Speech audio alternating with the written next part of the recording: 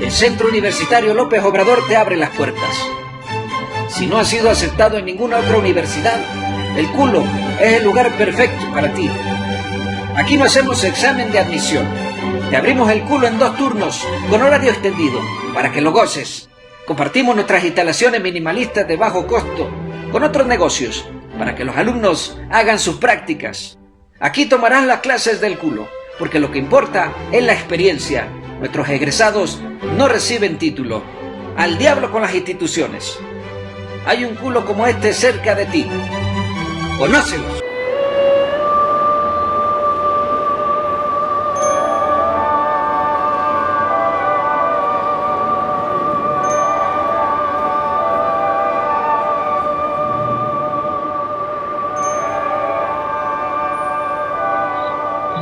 Hola, ¿qué tal, amigos?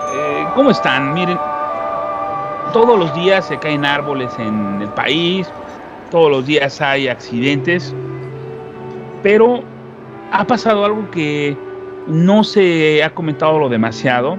Algunas personas como Romero Hicks, que fue director de CONACYT, lo comentó.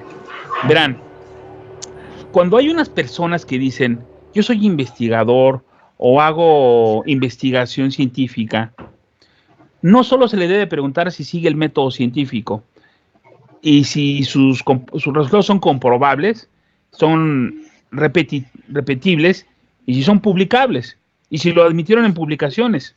Eso no es ciencia en lo que se le llama el concepto de ciencia que existe universalmente.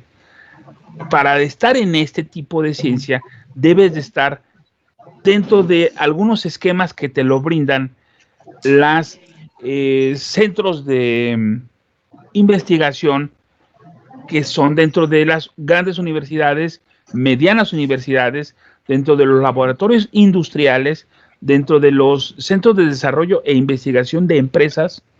Entonces, todas estas formas es como se financia la ciencia en países como México. Pero si ya nos vamos focalizando un poquito en la naturaleza del caso mexicano, quiero que sepan que los países de la OCDE aseguran que por lo menos un dígito de su Producto Interno Bruto debería dedicarse puramente a la ciencia, el 10% a la educación. Entonces tendríamos un país con una posibilidad de desarrollo en avanzada. Amigos, ya no hay, bueno, Rusia sí lo hace, ¿no? Pero ya no hay países que van a colonizar a otros o van a poner su bandera a otros lugares a esclavizar personas. Hoy en día, la colonización y la esclavitud se llama la dependencia tecnológica. Nosotros, para estar utilizando un programa como el Zoom, tenemos que pagar una cuota a terceras personas, una licencia. Para usar estos audífonos, yo tengo que pedirlos en una tienda y pagar los impuestos, y el costo de lo que cuesta el plástico y metales de esto no es ni una décima parte del valor agregado de haberlo ensamblado y ponérmelo listo para usarlo. Ese desarrollo científico-tecnológico es lo que pagamos nosotros como licencias. Y si vienen a poner aquí una planta de extracción de uranio o de cualquier tipo, onda que está de litio, van a venir con llave en mano y nos van a dar una solución, pero vamos a pagar una renta y una cuota permanentemente de eso, porque somos esclavos y somos colonizados tecnológicamente por muchísimas naciones de avanzada. Entonces, ¿qué pasa? Cada país lucha y desarrolla su ciencia, busca encontrar una solución a las problemáticas pertinentes de su entorno en base a su investigación científica.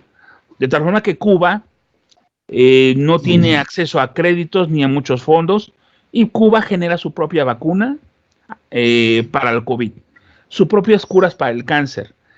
Es una forma de ciencia rudimentaria de un país tercermundista y, en desgracia, por su ámbito socialista, pero tiene su desarrollo científico. Sin embargo, México, al estar lejísimos del estándar establecido por la OCDE, porque México les había dicho que era 10% para educación y aparte un 1% para la ciencia, ¿no? Bueno, en México se destina el 3.2% para ciencia y educación junto. Entonces, es tan magra la capacidad de generar buena educación como es limitadísima la forma de desarrollar ciencia.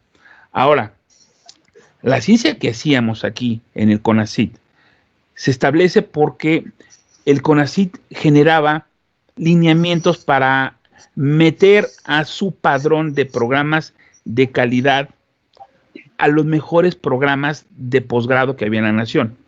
Entonces, si alguien en la Universidad de Los Cabos o de Puebla o donde ustedes quieran, decía, yo tengo esta maestría. Bueno, vamos a subirla a los programas de calidad. Entonces tenían una serie de requisitos muy importantes que empezaban desde que el nodo de los docentes tuviera un nivel de PNP, perdón, un nivel de SNI, de Sistema Nacional de Investigadores. Otro grupo de requisitos requerían la internalización del evento, que tuvieran alumnos internacionales. Bueno, se requería de que las universidades tuvieran sus programas clasificados como dentro del CONACYT en un nivel de consolidados, en un nivel de inicio. Estos programas recibían 20 becarios CONACYT. A cada becario de nivel de maestría se le hacía un salario aproximadamente como de, pues, no sé, como de 15,000, 16,000 pesos al mes. Pero estos chavos tenían prohibido trabajar en otros lugares. Se tenían que dedicar 8 horas a estar en laboratorios, a la ciencia. Pero no cualquiera entraba a esos programas, porque tenían unos requisitos de matemáticas, de ciencias duras, muy, muy estrictos. Yo fui becario CONACYT y realmente es una proeza entrar. La gente que está ahí es la crema de la crema, son puros cerebritos. ¿Qué hizo ahora el nuevo sistema? Nos van a explicar nuestros amigos lo que pasó. Pues ya no hay programas de calidad ni consolidados.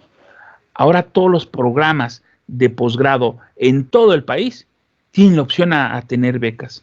Por eso se le quita la posibilidad que sea científico netamente y se abre al lado de las humanidades. No tengo nada contra las humanidades porque pues yo estudié una de ellas, pero sí les voy a decir algo. La investigación que pueda hacer una persona en las humanidades puede tener cierto impacto, pero el impacto científico en cuestión económica y de derrama de solución y de empleos es muy diferente a las investigaciones de tipo social. Le voy a pedir, vamos en orden de cómo llegaron. Primero Isaac Tame. Solamente de mi parte decir que instrumentos de política pública como el CONACYT son vitales para cualquier país que quiera desarrollarse económicamente. El CONACYT era un instrumento crucial en la persecución de un desarrollo científico en México y desde mi punto de vista lo que está haciendo la transformación de Cuarta es destruirlo, como todo en lo que ha metido mano. Ese es mi punto de vista muy personal. Sí, general. Bueno, mi comentario al respecto es que es criminal esta medida, sobre todo en un país donde la tecnología no llega a donde debe de llegar, es decir, a la población. Y traigo a la memoria rápidamente que, por ejemplo, en el campo, según el último censo agropecuario, pues solo el 15% utilizan algo de tecnología, ¿no? ¿Y por qué no la utilizan? Primero, porque es muy cara, y en segundo lugar, porque no tienen acceso a ella. Entonces, transformar un organismo del tamaño del CONACYT, que ha hecho muchas aportaciones a la ciencia y la tecnología en México, donde han participado las universidades, los investigadores que son lumbreras de la ciencia en el país, pues esto es fatal para una nación en desarrollo como la nuestra, general.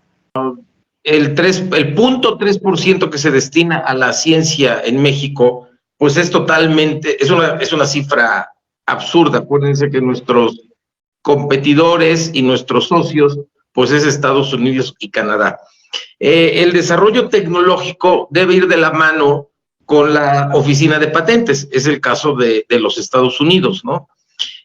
Yo quiero aquí hablar del tema que decía Carlitos Slim, de una parte del estado de Puebla que es altamente productivo, son alrededor de 25,000 hectáreas de riego, donde la mayoría se exporta, llegan a la central de abastos de la Ciudad de México, hasta Cancún, hasta el sureste, surten de esta región que se llama Palmarito, Puebla, y Los Reyes de Juárez, Puebla.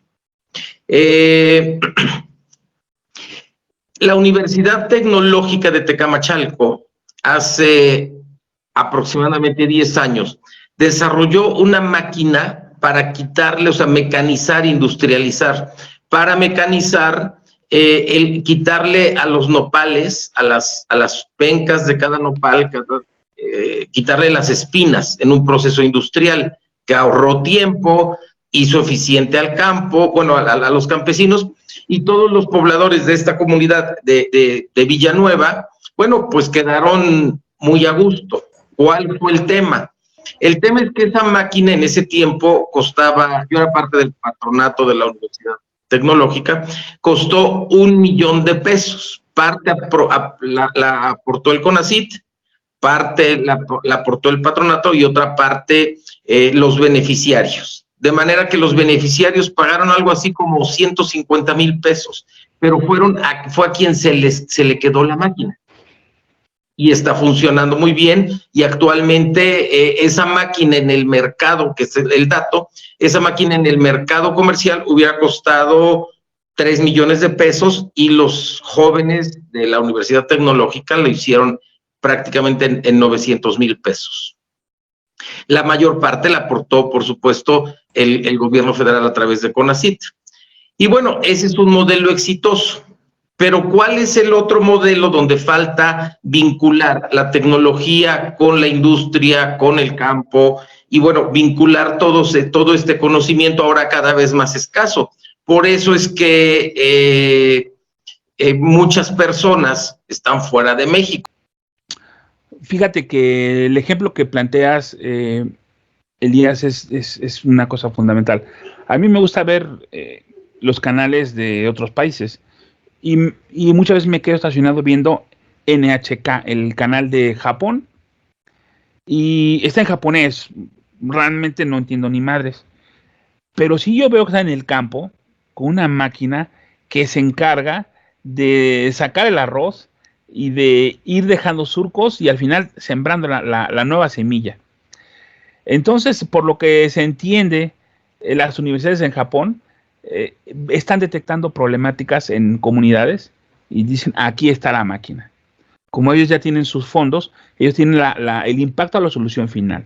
Entonces, si tú quieres una máquina que haga los palillos y les ponga una marquita y un sello, lo van a inventar. Es decir, para la ciencia no hay límites. Nosotros, desde que se encendió la primera bombilla eléctrica, no ha parado la humanidad de desarrollar cosas. Y ahorita está una nave del telescopio James Webb, está enviándonos imágenes a través de una red de satélites que están rodeando la Tierra y se reciben, y tenemos mapas del cosmos como jamás los vimos. Hemos llegado inclusive ya casi a derogar la posibilidad de que se genera todo en un Big Bang, porque la ciencia nos ha indicado que lo que se alcanza a ver más allá de los chorrocientos mil años luz sigue poblado de estrellas. Entonces, la ciencia nos ha hecho poner en duda todo lo preestablecido, todo lo preconcebido. Pero, pues esos son los países como Estados Unidos, Japón y hasta Arabia, enviando a la Luna y a Marte y al más allá sus desarrollos científicos, seguramente porque tienen cubierto ya en Idaho cómo sacar las papas, tienen cubierto en California cómo desarrollar los viñedos y las frutas, y en Florida cómo enfrentar las necesidades de la naranja, por ejemplo. Una vez cubiertas las necesidades básicas, la ciencia se aboca a lo que sigue. Pero en México estamos en un subdesarrollo, donde no podemos pensar en mandar un cohete a la luna o la madre, ¿no? Nosotros tenemos que ver ¿qué hacemos, como decían del Politécnico, qué hacíamos con el nopal o qué hacíamos con los paros de los estudiantes? Es decir, la convulsión del gremio estudiantil es importante. En el Politécnico los chavos no pagan un quinto de cuota, teniendo los mejores servicios y los mejores maestros que pagamos todos con nuestros impuestos. Pero es opcional les dan una boleta para que llenen. ¿Cuánto quieres depositar? Ve al banco y nos traes el recibo. Muchachos que depositan 18 pesos, muchachos que depositan 7.50. Es decir, ellos hicieron una gran huelga para que no se cobrara, porque decía la Constitución que la educación era gratuita, y lo que ganaron es el abuso de estar en un ámbito en donde ya no pagan. Pero, pues como decía Elías, ese es el 3% de la educación que se tiene en México, está revuelta con la ciencia. Y este Consejo Nacional de Ciencia y Tecnología le ponen y le quitan una H para generar desarrollo de humanidades, estimado Carlitos Slim.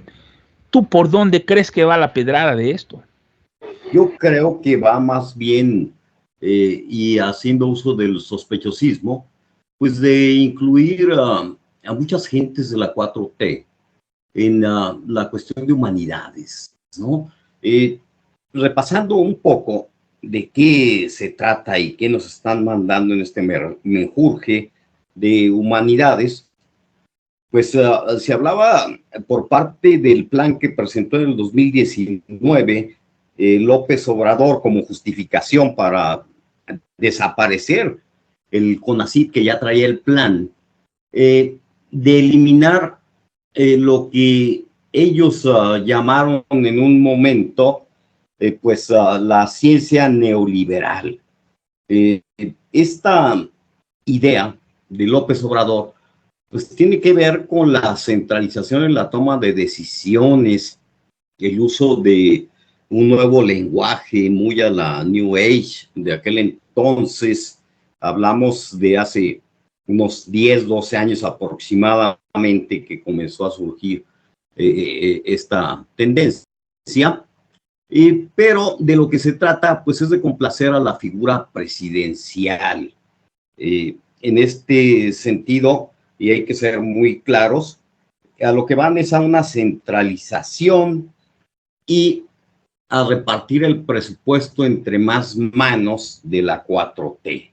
El 29 de abril, cuando a los diputados les dio la gana incluir una batería de reformas y sustitución de organismos, entre otras cosas, se trajo a colación que el nuevo Consejo Nacional de Humanidades, Ciencias y Tecnologías, pues se plantea más como un organismo a modo de López Obrador.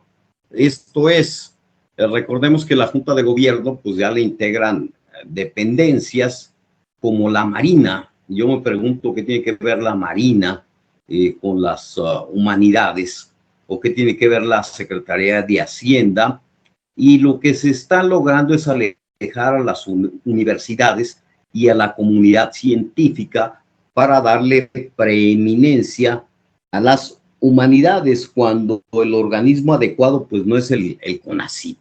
Entonces a lo que vamos es a darle una revolcada literal de izquierda a la ciencia y pues de alguna manera ideologizarla como lo que pretende la 4T. Dice que no se va por criterios elitistas, sino a una evaluación pues más humanista, lo cual pues nos huele a un lenguaje netamente socialista del siglo XXI, ¿no? Platicaba yo hace poco, y te lo comento en esta forma, con el CEO, ni más ni menos que de John Deere, hace un par de días, entre otros temas, don Jorge Aldana me dijo que México está en un lugar privilegiado para la productividad agropecuaria. Ni más ni menos dijo que Jalisco, Querétaro, Guanajuato, Michoacán, San Luis Potosí y si le juntamos a algunos otros estados como Sinaloa, Sonora y Chihuahua, pues por sí solos podrían ser un país y alimentar a muchos cientos de millones de personas, pero el problema pues es la ciencia y la tecnología que no aterriza, no hay facilidades, y ahora con este tema de incluir humanidades en lugar de dedicarse a aplicar la ciencia, pues a lo que vamos es a otra ola de la izquierda, en lugar de dedicarnos a producir y hacer llegar la ciencia y la tecnología a quienes la necesitan, porque inclusive en el campo, pues ya no es el campo de antaño, ahora hay una agricultura 4.0 digitalizada general, donde hasta los tractores recopilan información, se envían una base de datos y se toman decisiones, pero en México pues estamos en pañales, a pesar de ser el 11º productor de alimentos del mundo, pues estamos en verdad pues muy mal, porque los que producen son los grandes por su propio esfuerzo, los medianos, y los pequeños, pues ya vimos que solo van a recibir subsidio. Entonces me parece más de lo mismo de la 4T, destruir la ciencia, la tecnología y dar preferencia a las humanidades. México es un país con grandes diferencias sociales, pero también dentro de, como dije el Buki, dentro de la pobreza se sabe querer. Bueno, dentro de la pobreza hay niveles donde la miseria es enorme en ciertos lugares, y realmente la ciencia se aboca a esto, a intentar resolver las problemáticas. No se trata de hacer una máquina que le dé café con leche a las personas o haga pan para los niños, no, pero se supone que una barra de pan Bimbo cuesta 57 pesos, los bolillos valen a 10 pesos, y en general todas las cosas de alimentos son rebasando la entrada económica de muchas familias. Entonces se entiende que si nosotros tuviéramos procesos científicos, tecnológicos muy desarrollados, podrían bajar las costas al dejar de pagar las licencias, porque lo dijo Carlitos Slim, de John Deere. Bueno, cada tractor o equipo de John Deere trae una solución tecnológica para los surcos, para el arado, para que la gente no esté jalando, como le decían antes, el barzón ahí con la yunta de bueyes, y esté con la coa jalando, y lo que era una parcela que se desarrollaba en una semana, hoy lo hacen en 3 horas con esta tecnología. Pero toda esta tecnología la pagamos, somos dependientes de terceros. Cuando en los años 80 México era el país donde más televisiones a color se hacían, televisiones de cinescopio, Tijuana era la capital mundial de la televisión. Se decía que todos los días salían 2,000 televisiones de Tijuana de cinescopio a colores. Entonces yo trabajaba cerca de gente de Panasonic y de Matsushita Industrial y de Sanyo. Y decían los japoneses, no tardan en haber televisiones marca González, marca Pérez, que inunden el mundo. Porque México tiene cuadros muy bien estructurados de científicos, de mano de obra calificada, y tienen recursos materiales para desarrollarlo. Que mi trabajo era conseguir semiconductores y ¿cómo se llaman? Arneses y enchufes que se mandaban pedir a Tailandia o a China, y estaban en 3 días ahí en Tijuana para que se ensamblaran las demás partes de la televisión. Pero nunca sucedió, nunca se subió México, a pesar de que había centros de investigación en el ámbito, nunca se subió a la situación de desarrollar televisiones de cinescopio como algo de un proyecto nacional. Y llegó la pantalla plana, llegó las pantallas de LEDs, y toda esa gente y toda esa industria se fue a la basura y empezaron a fabricar algunas otras cosas. Y es lo que ha pasado, que en la lentitud que tenemos por darnos cuenta de que algo vale la pena desarrollar, si no hay una instrucción presidencial, una orden precisa para que se desarrolle a nivel megaproyecto, falta el impulso, porque en México vivimos una zona de confort muy importante y estamos más cómodos pagando el tractor, pagando se puede decir, la licencia del celular o pagando cualquier otra cosa que desarrollando nuestras propias soluciones, como debería ser, como era el origen de la Revolución Mexicana, el inicio del Politécnico Nacional y la fundación de la UNAM, trataban de eso, querido Isaac Tame. Bueno, general, es que tú estás tocando todo un tema que por sí mismo da, no para este programa, da para una serie completa. Yo solo quiero hacer un apunte a todo esto que tú estás diciendo. Hicimos la otra vez el programa de la Expo Universal de 1900 de París, y resulta que en esa expo, quien ganó la medalla de oro a la mejor champaña del mundo, no fue una champaña francesa, fue una champaña rusa. ¿Qué pasó unos poquitos años después? Se viene la Revolución Rusa y muchas cosas que se estaban haciendo en lo económico en ese imperio, pues se fueron al traste. Eso no solo le pasó a Rusia, le ha pasado a muchos países en la historia. Le pasó a México con el desarrollo que ya traía con el porfiriato, le pasó a Cuba con todo el desarrollo en materia de turismo que ya traía, le pasó a Venezuela con todo el desarrollo que ya traía por la materia prima que es el petróleo. Entonces, hay una razón de por qué todo esto, una razón que no nos lo van a decir los historiadores de corriente principal, nunca lo van a decir, pero que es algo evidente, es algo que se muestra evidente. Y que, como te digo, sería tema no de un programa como ahorita, sino de toda una serie general.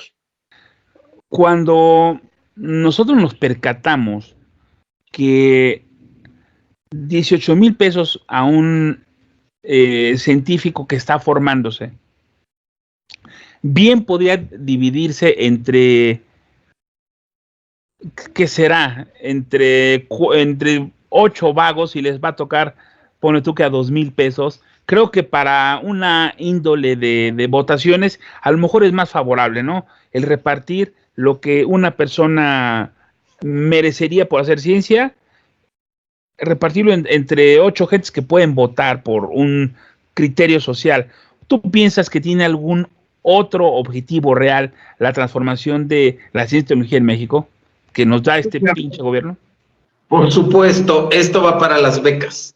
Basta recordarnos que a la señora Pardo le acaban de dar una beca por $1,000,000. La señora Pardo es la mamá de Claudia Sheinbaum, ¿no? Y es dinero de CONACYT. En Puebla tenemos a esta gloria nacional, a Beatriz Gutiérrez Müller, como catedrática emérita de la UAP, que está cobrando sin dar clases desde hace 2 años, ¿no? Ese es el verdadero tema, que después van a destinar cientos de millones a becas para los cuates, y así como veníamos de una economía de cuates, ahora vamos a terminar en un gobierno de cuates. Se necesita una política de Estado que regule y que verdaderamente dé los lineamientos para desarrollar la ciencia, la tecnología y las humanidades, ¿no? ¿Qué pasó con la vacuna patria? La anunciaron, llegó el mismo día que, supuestamente, llegó el mismo día que declararon finalizada la pandemia, pues tarde ya, ¿para qué, no? Entonces, esta política de Estado que regule que dicte el camino para la ciencia y la tecnología, también se tiene que basar en la confianza. Ahorita yo me acordé que, y como tú lo dices, ¿no? Si no existe un mandato presidencial con visión, no se dan las cosas. Me acordé ahorita de los famosos Dinalpin. Yo tuve uno. Pues es una maravilla, porque la fábrica Alpine que tiene ahorita donde corre la Fórmula 1, los Alpine, son franceses, son de diésel. Y aquí la fábrica de Dina, que es diésel nacional, desarrollaba camiones y motores de diésel. Entonces trajeron las carcasas de fibra de vidrio de carros Alpine y le pusieron el motor de Dinalpine. Esos focos, tenían sus focos enfrente, una mica amarilla así en cada, eran así como un piquito como el de Meteoro más o menos.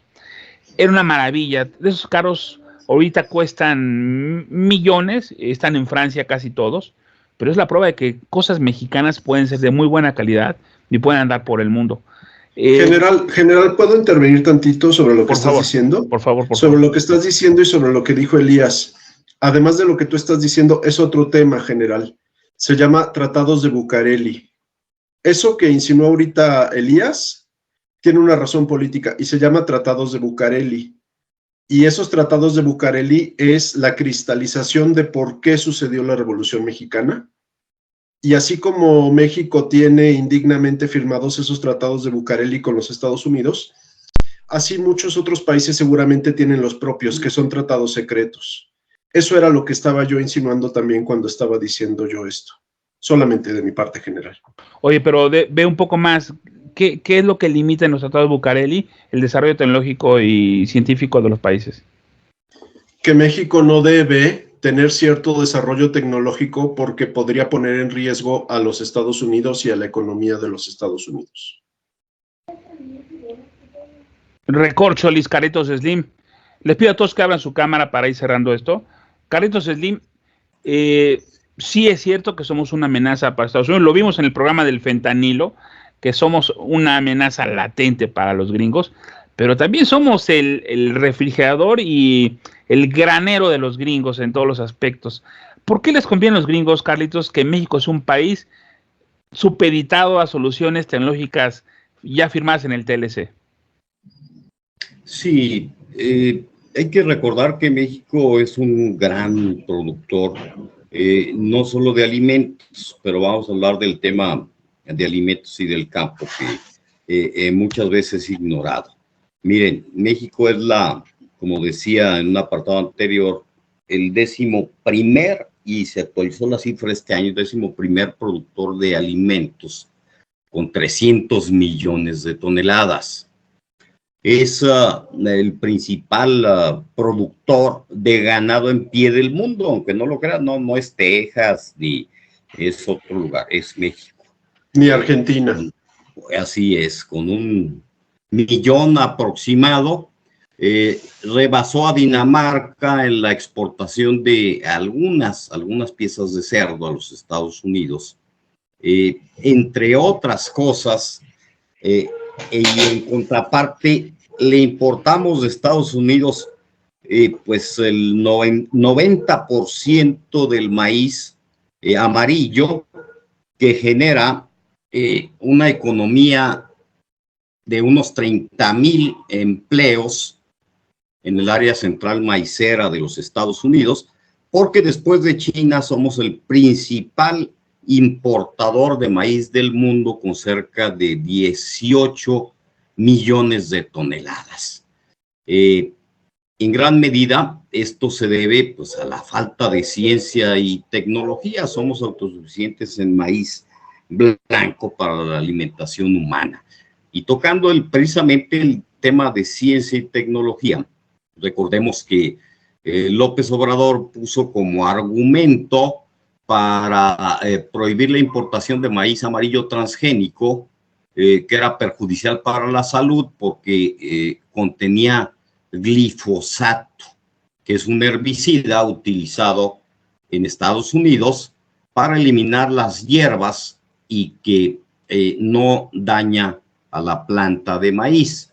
Pero alguien le calentó la cabeza y le dijeron que era venenoso, cuando este tipo de herbicida pues es el más común utilizado en México. Y López Obrador puso de argumento en su decreto de diciembre del 2022 que el CONACYT iba a fabricar este glifosato. Pues es hora que no ha fabricado nada, no se permitió la importación y siguen los problemas en el campo mexicano. Bueno, pues somos importantes, sí, somos cerca de 130 millones, le importamos todos los granos, el 80% de todos los granos de México se importan, solo somos autosuficientes en aguacate, limón, berries y algunas otras cosas que, valga decirlo, pues obtenemos récord en las importaciones y exportaciones, en la balanza comercial en resumen, pero Estados Unidos nos cobra licencia por todo, cobra licencia en el campo por los granos, por la maquinaria y por los esquejes. Y un ejemplo clásico, pues es ni más ni menos que las famosas Nochebuenas, que son originarias de México, pero resulta que por cada esqueje o ramita que da pie a una nueva plantita, pues se le paga una licencia a los Estados Unidos, porque el señor embajador de Estados Unidos, en alguna ocasión, el señor Joel R. Poinsett se llevó la Nochebuena y la registró como suya, ¿no? Entonces, no nada más de eso, se paga de licencia de semillas de tomate, por decirlo de alguna manera, se paga por cualquier cuestión tecnológica del campo y semillas originarias de México. En fin, estamos ante un grave problema en la ciencia y la tecnología, y me temo mucho que el CONACYT se va a convertir en algo así como la Universidad Patricio Lumumba de Rusia, donde capacitaban en temas ideológicos a los líderes comunistas del mundo general. Caray, impactante. Y lo más doloroso es que dices la mera neta, la verdad. Porque, amigos, ustedes cierren los ojos y ábranlos y de pronto pónganse a ver cuántas cosas de las que nos rodean son cosas gabachas, europeas o de otros lugares, y nos damos cuenta que lo que está hecho en México, a lo mejor la pintura Comex que está atrás de donde está Isaac sentado, y las artesanías, porque, como empecé diciendo, la colonización de esta época es la dependencia tecnológica, y en eso México es de los primeros en el mundo. Querido Isaac y querido Elías, por favor despídanse con algún breve comentario, y porque Carlitos ya lo dijo todo. De mi parte solo, general, reiterar eso. Hace falta estudiar, los historiadores tienen que estudiar el tema de los porqués de muchas situaciones sin una óptica, digamos, acartonada y preconcebida y, entre comillas, oficial u oficialista. Solo eso de mi parte. Y reiterar, por supuesto, que la ciencia y la tecnología son básicas para el desarrollo económico de cualquier sociedad. Muchas gracias. Sí, todo va concatenado, iniciativa privada, gobierno y campo y productores agropecuarios. Y si no hay un lineamiento entre la Secretaría de Desarrollo Rural, las políticas del Ejecutivo, en concordancia con los tratados internacionales, pues nunca vamos a llegar a ninguna parte. Lo que decías, general, en México se deja, y Carlitos, que se ha dejado de producir maíz. ¿Por qué se ha dejado de producir maíz en nuestro país, donde el maíz es originario de México? Ahorita, en promedio, en la zona centro del país, se producen de 2 a 3 toneladas de maíz por hectárea. Y pudiéramos nosotros llegar, si como se siembra brócoli, sembráramos maíz, le pudiéramos estar pegando a 18 a 20 toneladas por hectárea. ¿Por qué no se vuelve una política de Estado, como había dicho Andrés Manuel López Obrador, retomar el maíz como el eje de la economía? Bueno, simple y sencillamente porque el maíz se puede almacenar y se puede vender en 3 meses, 6 meses o 1 año. Y los brócolis se pudren a los 15 días y nadie se hace rico si no puedes especular con la mercancía. Y eso también es un lineamiento de gobierno, ¿no? Producir hortalizas, ser la despensa de los Estados Unidos y comprarles a ellos maíz que sí lo pueden almacenar. Muy bien, pero ahí hay una cosa que va ahorita lo voy a dejar a Carlitos porque él tiene un comentario para lo que tú dijiste, pero voy a decir algo. La parte de la ciencia es qué más hacemos con lo que tenemos.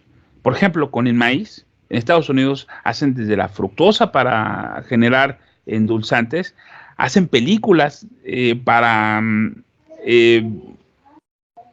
embalajes, ensamblaje.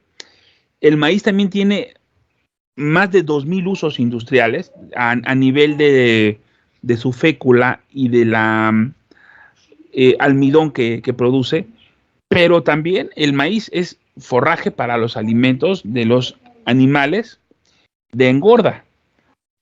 Y también la planta, todo lo que tiramos aquí del maíz, tiene un uso de tipo industrial en China y en Estados Unidos. En cuanto en México pensamos en el maíz para el consumo del pozole y de las tortillas. Por eso es que la parte científica nos falta un poco en el criterio de la mente de los mexicanos. Nuestros cerebros, descubrimientos, etcétera, tecnológicos, pues no se quedan aquí, se los llevan hacia otros países donde sí son apreciados, y desgraciadamente esta medida de López Obrador de humanizar la ciencia y la tecnología, o ideologizarla, vamos a llamarlo de alguna otra manera más cercana a la realidad, pues va a terminar convirtiéndonos ya no en un país tercermundista, sino cuartomundista, donde nuestros científicos pues van a volar a donde les paguen mejor, general. Totalmente cierto, y yo conozco muchos, ¿no? Que ya están en universidades gabachas, con todo lo que no tuvieron acá, lo tienen allá de sobra. Es una fuga de talentos impresionante, con una situación de aspersión brutal, porque todo lo que pagamos con los impuestos para generar científicos de alto nivel, ahora se lo estamos regalando al gabacho, porque aquí no hay nada más que hacer. Al corromper, yo he estado dentro de los ámbitos de las universidades y centros de investigación, hay una gran zozobra, porque estas personas, estos científicos, estas escuelas, viven de los becarios que tienen de CONACYT, porque con un becario tú te ves forzado a generar 2 artículos científicos al año. El investigador está forzado a desarrollar un trabajo de investigación que puede resultar en un modelo de investigación, un modelo de patente, o bien un artículo indexado. Esos son indicativos que avanza la ciencia en México. Entonces, estoy hablando de que un científico en un centro de investigación atiende a 5 o 6, es responsable de 5 o 6 becarios para su titulación. Un centro de investigación a lo mejor tiene 20 a 30 becarios para su titulación. Pero si tú especulas con las becas de ellos y con su futuro, esta gente se va a ir a la industria a trabajar, porque la industria merece y necesita mano de obra calificada, porque México es la gran maquiladora de Estados Unidos y nosotros nos dedicamos a maquilar todo, porque aquí no venimos a desarrollar ciencia, aquí vienen a maquilar las cosas.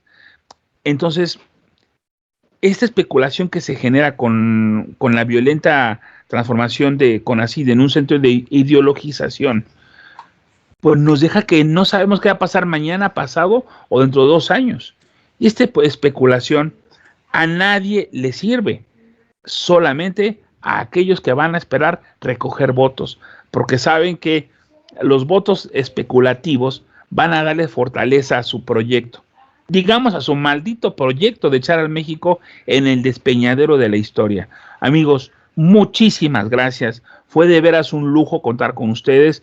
Cada uno, tanto Isaac, Elías y don Carlitos, han hecho unas aportaciones que van a hacer pensar a más de uno. Pero yo les digo a ustedes, no nos crean, o créanos la mitad. Por favor, googleen los temas. Voy a poner, Isaac me ayuda a hacer una descripción que voy a poner aquí en el contexto del contenido del video. Y ustedes van a poder googlear los temas que quieran. Temáticamente las keywords que voy a poner.